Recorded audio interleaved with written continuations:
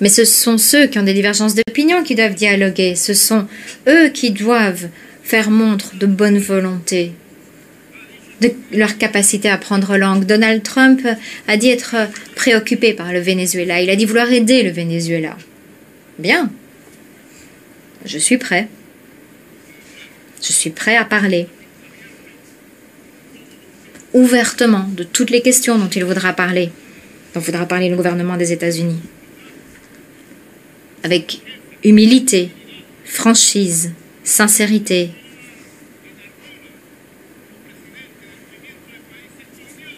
Le Venezuela, président du mouvement des non-alignés, brandit le drapeau de l'Alliance des civilisations. En tant que président du mouvement des non-alignés, nous voulons promouvoir et pratiquer au quotidien le dialogue politique international et le règlement des conflits internationaux par l'entremise du dialogue, de l'entente, de l'utilisation pacifique de la politique et non pas du recours à la force. Le Venezuela a une longue expérience au sein d'organisations telles que l'OPEP pour gérer des divergences d'opinion et pour dégager des consensus, parvenir à des accords. Récemment, en Algérie, nous avons eu la réunion du comité de suivi de l'OPEP, une extraordinaire réunion où ont participé des représentants du comité de suivi qui appartiennent à notre pays et des représentants de 24 États, où se trouvent les principales réserves de pétrole du monde. Ce sont les principaux producteurs de pétrole du monde. En sachant les différences culturelles, politiques, géostratégiques, géopolitiques, nous avons pu arriver à un consensus, nous exprimer d'une seule voix pour continuer de stabiliser le marché pétrolier, trouver des prix justes, raisonnables et stables. Nous croyons en le dialogue politique. C'est la façon de canaliser des solutions, c'est la façon de régler des conflits. On a essayé de diaboliser la révolution bolivarienne du Venezuela en menant une campagne brutale, sans précédent, d'abord contre le commandant Hugo Chávez Fría, fondateur de notre révolution, commandant éternel dans le cœur des Vénézuéliens. Et puis, contre votre humble serviteur qui se tient devant vous, qui porte la voix d'un peuple, qui appuie sa révolution, qui appuie démocratiquement ses décisions. Voilà pourquoi je défends la volonté de dialogue international, je défends la volonté de dialogue politique. Je sais qu'il y a des gouvernements représentés dans cette même salle qui cherchent la paix dans le respect de la souveraineté et de l'indépendance du Venezuela. Je leur ouvre grand les bras à tous ceux qui veulent aider depuis l'Afrique, depuis l'Europe, l'Asie, l'Amérique latine, qui veulent aider dans le respect de la souveraineté du pays sans s'ingérer dans les affaires internes du Venezuela, pour nous soutenir, nous accompagner dans un processus de dialogue souverain pour la paix, pour la démocratie, pour la justice, pour l'avenir, pour la prospérité du Venezuela, qui est une nation noble, qui mérite la paix, qui mérite un avenir, qui mérite le meilleur. Bonne nouvelle. Oui, nous avons des bonnes nouvelles. Bonne nouvelle d'un pays qui n'a pas cédé, qui ne cédera jamais. Bonne nouvelle d'une nation qui consolide sa démocratie. Bonne nouvelle d'une nation qui autonomise son peuple. Bonne nouvelle d'un pays qui est en train de construire son propre modèle social, son propre état de bien-être social, avec de nouvelles formules pour protéger les personnes âgées, les retraités, les enfants, les jeunes, les femmes,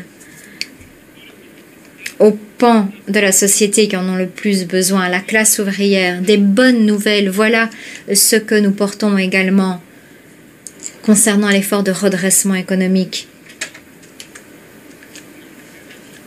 qui a commencé au mois d'août. Nous avons lancé un programme de redressement économique, croissance et prospérité, et qui est en train de jeter les fondements d'une nouvelle économie qui ne dépendent pas de la rente pétrolière, une économie diversifiée, de croissance durable et de prospérité. Avec un modèle social nouveau. Nous croyons en un autre monde.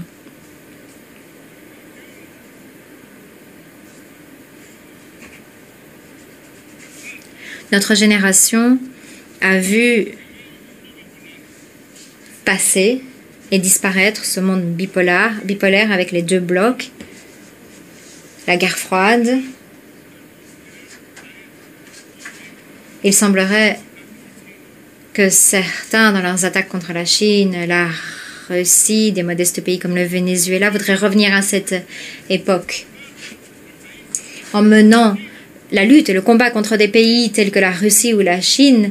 C'est le contresens même de ce que devrait être une politique internationale humaine qui reconnaisse le droit des peuples et la nécessité de construire un monde multipolaire. Nous sommes un pays qui s'engage à construire un monde pluripolaire, multicentriste, où les différentes régions, Afrique, Amérique latine, Caraïbes, Asie, Europe, Amérique du Nord, puissent tous coexister dans l'équilibre et la paix, dans le respect de la culture, de la religion, de l'idiosyncrasie, de l'identité, de la façon d'être sur le plan économique, sur le plan politique. Il n'y a pas un modèle économique.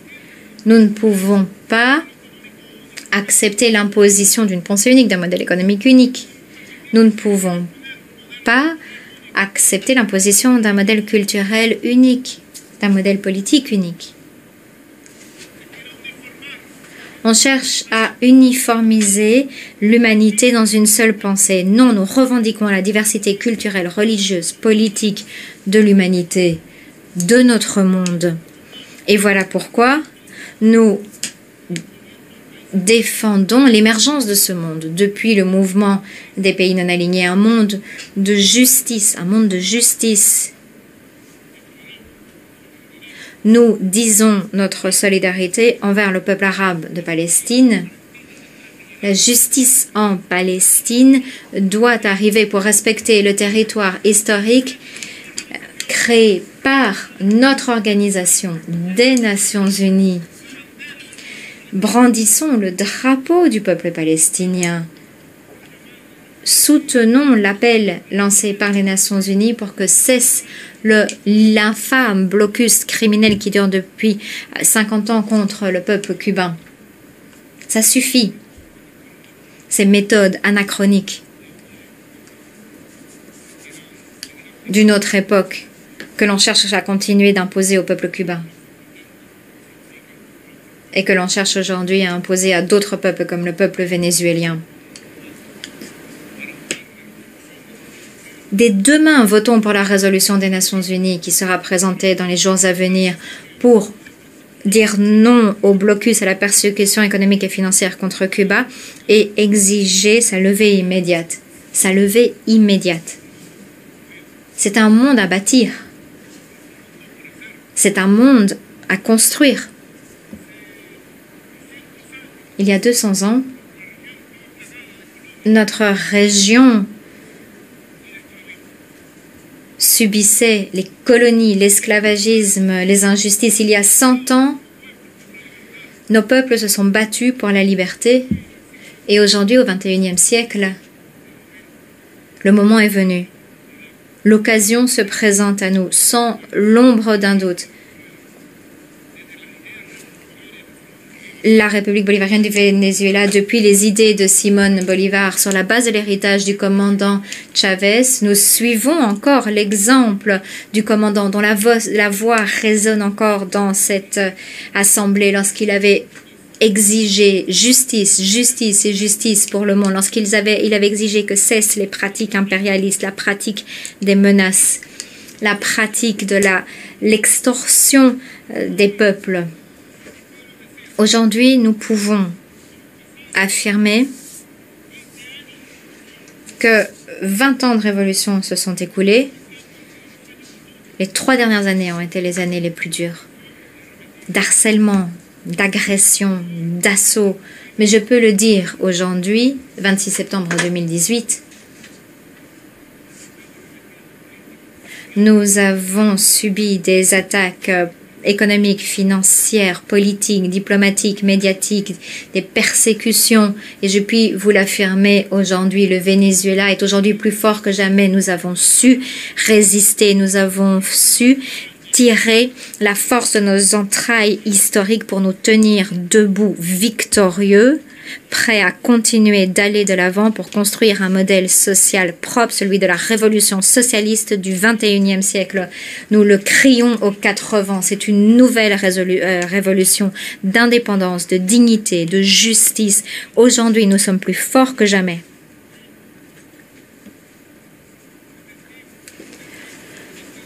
Il y a 2 jours, j'ai été témoin, nous avons été témoins de l'hommage rendu à Nelson Mandela.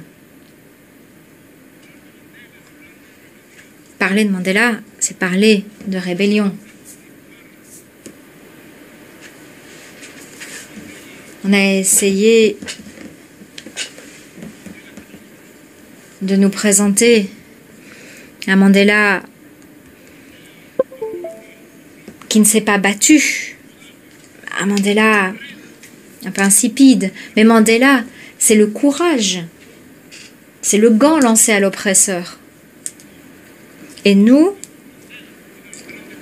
sommes dans le droit fil de Nelson Mandela et des grands dirigeants qui se sont battus pour la justice contre l'esclavage, le colonialisme, le racisme sous toutes ses forces.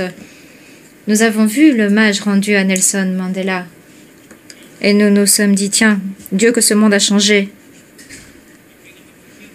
Il y a 30 ans à peine, Mandela était considéré comme terroriste par le Congrès des États-Unis et le gouvernement d'Amérique du Nord.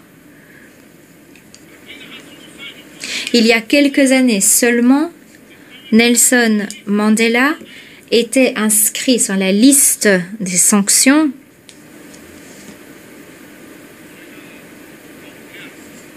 Ça vous dit quelque chose, non? Nelson Mandela, le terroriste, frappé de sanctions, le persécuté, l'abandonné, comme le monde a changé.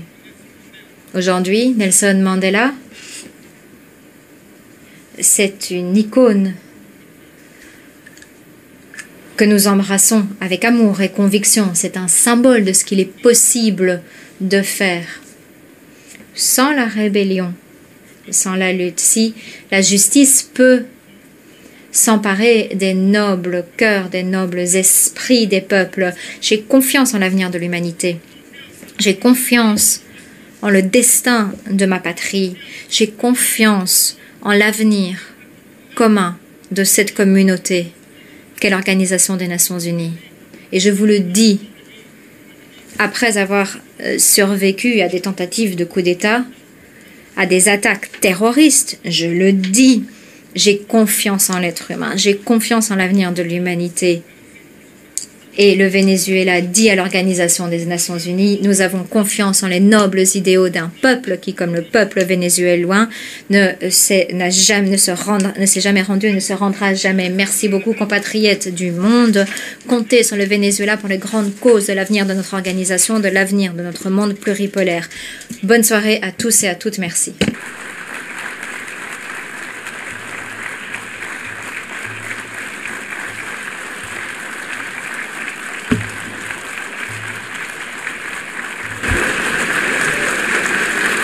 باسم الجمعية العامة أشكر فخامة.